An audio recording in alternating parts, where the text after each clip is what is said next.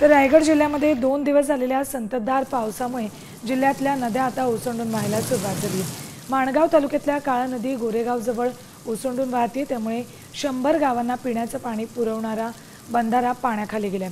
नदी प्रवाहातील पाणी नदीपात्र सोडून बाहेर आल्यामुळे शेती आणि आदिवासी वाडीवर जाणारा रस्ता आता बंद झालाय.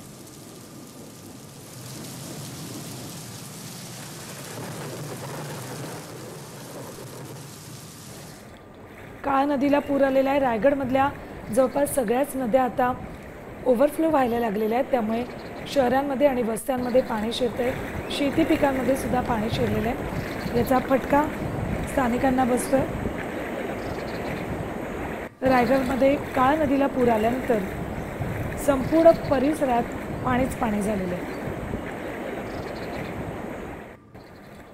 2 दिवसांपासून रायगडमध्ये जोरदार पाऊस बरसतोय. आजही रेड अलर्ट रायगड जिल्ह्याला देण्यात आलेला आहे.